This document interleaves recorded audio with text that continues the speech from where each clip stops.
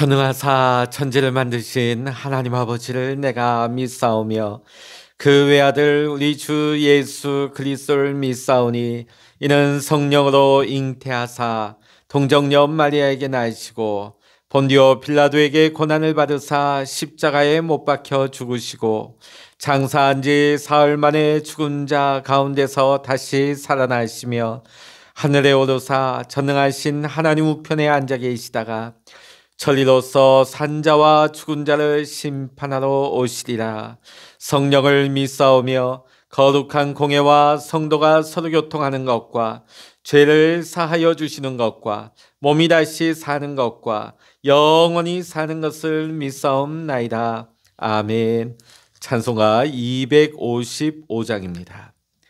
찬송가 255장입니다. 너희의 죄 흉악하나 능가 같이 이겠네. 너희 죄 흉악하나 능가 같이 이겠네. 죄의 비 흉악하나 이게 되리라. 주홍빛 같은 내 죄 주홍빛 같은 내 죄 능가 같이 이겠네. 능가 같이 이겠네. 악한 죄 벗으라고 주님 너를 부르네. 악한 죄 벗으라고 주님 너를 부르네. 하나님 크신 사랑 아니옵소라. 악한 죄 벗으라고 악한 죄 벗으라고 주님 너를 부르네. 주님 너를 부르네. 너희 죄 사하여 주사 기억 아니하시네. 너희 죄 사하여 주사 기억 아니하시네. 불쌍한 사람들아 오라 하시네. 너희 죄 사하여 주사 너희 죄 사하여 주사 기억 아니하시네. 기억 아니하시네. 아멘. 이 시간 우리에게 주시는 하나님의 말씀 시편 6편입니다. 구약성경 807면 시편 6편 1절로부터 10절까지 우리 함께 읽도록 하시겠습니다. 여호와여 주의 분노로 나를 책망하지 마시오며 주의 진노로 나를 징계하지 마옵소서. 여호와여 내가 수척하였사오니 내게 은혜를 베푸소서. 여호와여 나의 뼈가 떨리오니 나를 고치소서. 나의 영혼도 매우 떨리나이다. 여호와여 어느 때까지니까. 여호와여 돌아와 나의 영혼을 건지시며 주의 사랑으로 나를 구원하소서. 사망 중에서는 주를 기억하는 일이 없사오니 수월에서 주께 감사할 자 누구리이까.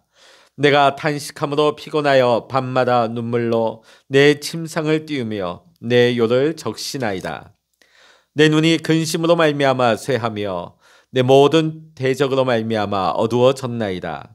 악을 행하는 너희는 다 나를 떠나라.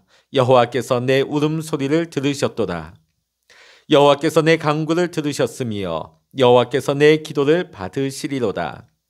내 모든 원수들이 부끄러움을 당하고 심히 떨미어 갑자기 부끄러워 물러가리로다. 아멘. 할렐루야. 오늘 이 새벽에도 함께 영상으로 새벽 기도에 동참하시는 우리 사랑하는 모든 믿음의 성도님들 가운데 하나님의 크신 은혜와 축복이 함께 하시기를 주의 이름으로 간절히 축원합니다. 2017년과 2018년에 연속해서 개봉됐던 영화가 있습니다. 국내 영화 중에 신과 함께 1편은 죄와 벌이었고 속편은 인과 연이라는 두 편의 영화가 있습니다. 이 두 모두 영화가 천만 관객 몰이를 하게 되죠. 흥행에 크게 성공한 영화가 되었습니다.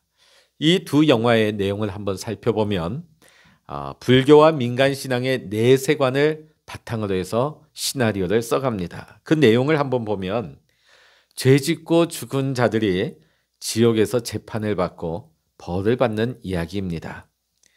자, 여기 보면 이 영화 줄거리를 보면 49일 동안 지옥에서 천륜, 살해, 낙태, 거짓, 불의, 배신, 그리고 폭력 이 7가지 재판을 받고 있는 이야기를 중심으로 흘러가고 있습니다. 자, 여기에서 주는 메시지는 뭐겠습니까? 죄 짓고 살면 벌 받는다. 죄 지으면 지옥 간다.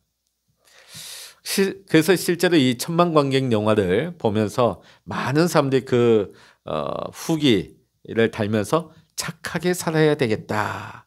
그런 댓글을 남겼다고 합니다. 자, 그런데 이 영화는 한 가지 사람들 마음속에 중요한 숙제를 남겼습니다. 그렇다면 이미 내가 살아오면서 큰 죄를 범한 사람은 어떻게 되는 것인가? 이미 내가 과거에 큰 죄를 범한 경우에는 나는 죽을 때까지 이제 내가 죽으면 저 세상 가서 심판받는구나. 그 두려움에 떨며 살아야 하는 것인가 하는 질문을 남기게 되어집니다. 물론 우리가 성경을 보면 성경에도 죄와 벌은 굉장히 긴밀하게 연결되어 있습니다. 로마서 3장 23절의 말씀을 보면 모든 사람이 죄를 범했다고 말씀하고 있습니다. 히브리서 9장 27절을 보면 이렇게 말씀합니다. 한번 죽는 것은 사람들에게 정해진 것이요 그 뒤에는 심판이 있나니.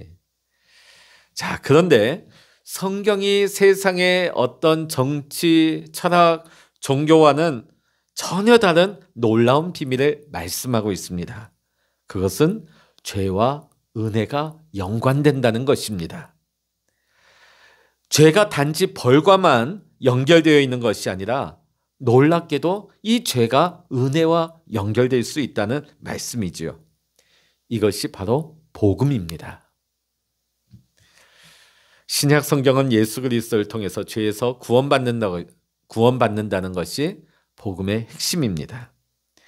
에베소서 1장 7절을 보면 우리는 그리스도 안에서 그의 은혜의 풍성함을 따라 그의 피로 말미암아 속량 곧 죄사함을 받았다고 말씀하고 있습니다. 자, 이 말인즉슨 우리는 죄인이지만 예수 그리스도 안에서 우리는 죄사함을 받고 예수 그리스도로 말미암아 하나님의 자녀가 되는 놀라운 은혜를 우리는 누리고 있다는 것이 이미 그 풍성한 은혜를 우리가 예수님을 통해서 누리고 있다는 말씀입니다. 오늘 우리가 함께 본 이 시편 6편의 말씀은 이런 죄사함의 은혜를 받은 사람의 고백입니다. 바로 다윗의 참회의 시입니다. 그 배경을 보면 다윗이 참회하는 이 배경은 바로 밧세바를 간음하여서 저지른 죄였습니다. 사무엘하 11장과 12장을 보면 다윗이 밧세바를 간음하는 사건이 나오고 있습니다. 다윗은 그 간음죄를 덮으려다가 음모를 꾸며 밧세바의 남편인 우리아를 죽이기까지 이르게 됩니다. 하나님께서 나단 선지자를 보내어서 다윗의 이러한 죄를 책망하였습니다. 그때의 다윗은 그 책망을 달게 받으면서 참회의 과정을 밟게 되어집니다. 그리고 이 참회의 과정 속에서 하나님이 베푸시는 풍성한 은혜를 받게 되는 것입니다. 오늘 본문은 바로 다윗이 이 참회의 과정 속에서 고백하게 된 찬양의 시가 되겠습니다. 자, 그러면 다윗은 도대체 어떤 은혜를 받았을까요? 오늘 다윗이 시편 6편을 통해서 보여준 은혜는 한마디로 참회의 은혜였습니다. 다윗은 하나님의 사람으로서 하나님 앞에 큰 죄를 범하였습니다. 그러나 하나님께서는 이 다윗에게 참회할 수 있게 해주셨고 또 용서받을 수 있게 해주셨습니다. 이 과정 속에서 말로 다 할 수 없는 큰 은혜를 받았는데 이것이 바로 참회의 은혜인 것입니다. 자, 그러면 다윗이 받은 이 참회의 은혜는 구체적으로 어떤 것이겠습니까? 첫 번째 은혜는 깨닫는 은혜였습니다. 오늘 본문 1절과 2절의 말씀 우리 같이 한번 읽어보십니다. 시편 6편 1절 2절입니다. 여호와여 주의 분노로 나를 책망하지 마시오며 주의 진노로 나를 징계하지 마옵소서. 여호와여 내가 수척하였사오니 내게 은혜를 베푸소서. 여호와여 나의 뼈가 떨리오니 나를 고치소서. 자, 이 1, 2절 말씀을 보게 되어지면 우리가 주목해야 될 표현이 나오고 있습니다. 여호와여 주의 분노로 나를 책망하지 마시오며 주의 진노로 나를 징계하지 마옵소서. 자, 이 말은 뭐냐면 다윗이 하나님께서 진노하시며 자기를 징계하신다는 것을 이미 알고 있다는 것이, 깨닫고 있다는 것입니다. 그런데 우리가 한번 살펴보면 다윗이 밧세바를 범하고 난 뒤에 딱히 하나님의 징계라고 할 만한 일은 일어나지 않았습니다. 누가 봐도 지금 하나님께서 다윗을 벌하고 계시는구나, 진노하셨구나, 다윗이 지금 하나님의 징계를 받고 있구나, 그런 대목이 나오지 않습니다. 사실 많은 사람들이 이 대목에서 착각을 하고 있는 것입니다. 사람들은 하나님께서 큰 죄악을 저지른 사람들에게 아주 분명하게 진노하신다 하는 것을 또 그런 진노를 우리에게 알리신다 하는 것을 생각하고 있습니다. 그리고 누구나 다 알 수 있는 방법으로 하나님께서는 그 죄악을 저지른 사람에게 징계하실 거라고 우리는 생각합니다. 그런데 우리의 삶에서 이렇게 하시는 경우는 극히 적습니다. 제가 한번 예를 들어보겠습니다. 우리 한국교회 가운데 이름만 대면 다 알만한 유명한 목사님이 계십니다. 지금도 목회를 하셔요. 네, 굉장히 젊은이들, 대학생들에게 또 저도 그분의 그런 강의 책들을 보면 굉장히 뛰어나십니다. 말씀도 잘 전하시고요. 그래서 대학가에서 또 한국교회에 굉장히 큰 인기를 모았습니다. 자, 그런데 이 유명한 목사님이 바로 성적인 죄를 저지른 것이 드러나게 돼서 큰 파문을 일으킨 적이 있습니다. 자, 그런데 이 죄를 저지르는 중에도 이 목사님은 설교를 너무 잘했어요. 여전히 교회도 더 부흥하고 있었습니다. 누가 봐도 이 목사님의 목회는 전혀 문제가 없는 것처럼 보였습니다. 그러니까 우리가 생각하는 하나님 앞에 잘못하면 징계를 당하고 하나님의 진노의 불이 막 떨어지고 그런 것이 명확하게 드러날 것이다 하는 것과는 전혀 다른 것이죠. 이 말인즉슨 뭐냐면 우리가 하나님의 진노를 깨닫기가 쉽지 않다는 것입니다. 그러다 보니까 이 목회자는 그렇게 여러 해 동안 이러한 죄를 계속 범하면서도 하나님의 종으로 사역하면서 하나님 앞에 스스럼 없이 죄의식도 느끼지 못하고 하나님의 진노하심을 깨닫지 못한 채 살았다는 것입니다. 사랑하는 성도 여러분, 우리가 하나님의 진노를 깨닫는다 하는 그 자체가 은혜인 줄로 믿습니다. 요한복음 16장 8절을 보면 이렇게 말씀하고 있습니다. 그가 와서 죄에 대하여, 의에 대하여, 심판에 대하여 세상을 책망하시리라. 성령께서 우리의 죄를 책망하신다는 거예요. 우리가 성령 체험을 하고 우리가 은혜 받고 나면 막 눈물 콧물 흘리면서 나는 죄인입니다 하면서 막 회개하지 않습니까? 한국교회 1907년도에 대부흥이 일어났을 때 평양의 장대영 교회에서 모든 성도들이 일어나서 내가 잘못했다고, 내가 죄인이라고 서로 일어나서 그 죄를 회개자복하면서 성령의 불길이 번져나갔습니다. 성령이 임하시니까 어떤 현상이 나타나지 않아도, 어떤 진노의 불이 실질적으로 떨어지지 않아도 내가 죄인인 것을 깨닫는 거예요. 깨달으니까 하나님 앞에 엎드리죠. 하나님 앞에 엎드리면서 울부짖으면서 회개자복하는 것입니다. 여러분, 이것이 은혜가 아니고 무엇이겠습니까? 오늘 여러분, 우리 가운데 성령님이 임하실 때에, 성령이 역사하실 때에 우리는 죄를 깨닫게 되어지고, 이 죄에 대해서 하나님이 진노하신다는 사실을 비로소 깨닫게 되는 것이죠. 오늘 다윗이 이 깨닫는 은혜를 누리고 있는 것입니다. 오늘 사랑하는 성도 여러분, 우리가 날마다 하나님 앞에 엎드려 기도할 때마다 성령 하나님께서 우리 가운데 임하시고 그 가운데 우리가 깨닫는 은혜가 충만하시기를 주의 이름으로 간절히 축원합니다. 두 번째, 오늘 참회하는 다윗에게 주어진 은혜는 참회하는 은혜였습니다. 오늘 본문 6절의 말씀 같이 한번 읽어보십니다. 내가 단식함으로 피곤하여 밤마다 눈물로 내 침상을 띄우며 내 요를 적시나이다. 굉장히 시적인 표현입니다. 얼마나 울어냈는지 그 눈물이 너무나 많다 못해서 침대가 둥둥 뜨고 아주 그냥 그 이불이 다 적시게 되었다. 그 정도로 회개하느라고 눈물바다를 이루었다는 것입니다. 자기가 저지른 죄 때문에 하나님을 마음 아프게 하고 실망시켜드린 것 때문에 너무나 마음 아프고 너무나 죄송해서 눈물을 흘린 것이죠. 자기의 악행 때문에 하나님을 진노케 해드린 것 때문에 눈물을 쏟아내고 있는 것입니다. 그리고 그 후에 이때를 생각하면서 또 눈물을 흘리고 있는 것이죠.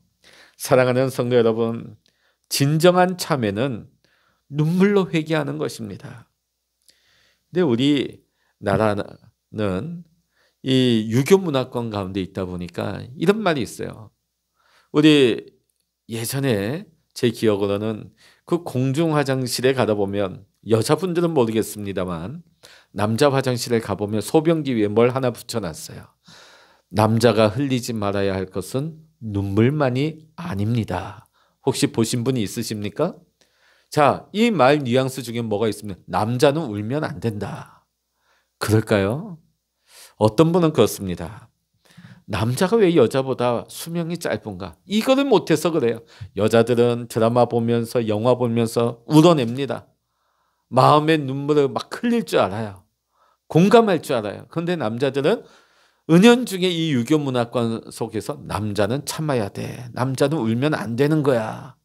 그러다 보니까 이 응어리가 풀리지 않아서 결국은 몸의 독소를 해소하지 못해서 빨리 죽는다 하는 말이 있는데 전혀 틀린 말은 아니라고 봅니다.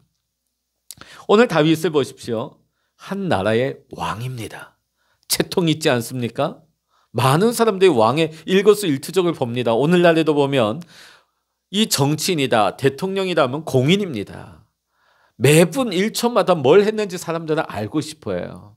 그런 왕이 자기의 숙소 안에 들어가서 이렇게 눈물바다를 이루면서 운다 하면은 왜 말이 안 나가겠습니까? 그러나 오늘 다윗은 사람들이 나에게 대해서 뭐라고 평가하든지 뭐라고 수군대든지 간에 오직 하나님 앞에 나가서 눈물을 쏟아내면서 기도하고 있는 것입니다. 세상 바라보지 않고 오직 하나님을 향하여. 오늘 여러분, 울 수 있는 것이 은혜인 줄로 믿습니다. 제가 아까 말씀드린 것처럼 깨닫는 것이, 내 죄를 깨닫는 것이 은혜고 울어낼 수 있는 것도 은혜인 줄로 믿습니다. 그래서 우리가 기도할 때에 남자는 울면 안 돼. 그래서 우리 남신도들도 하나님 앞에 기도할 때 성령께서 감동을 주시면 여러분 너무 사람 의식하지 말고 내 어떤 체면, 내 어떤 자존심 생각하지 말고 하나님 앞에 이 다윗의 고백과 같이 내 눈물이 침상을 띄우고 내 요를 적십니다.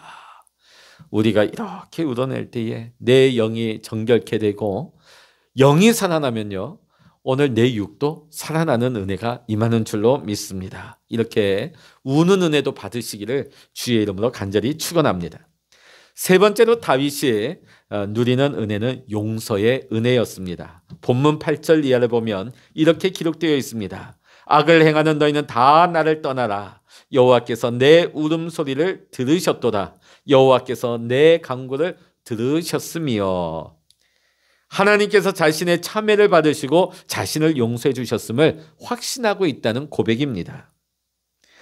다윗은 자신이 저지른 죄에 대한 하나님의 진노를 깨닫고 크게 두려워했습니다.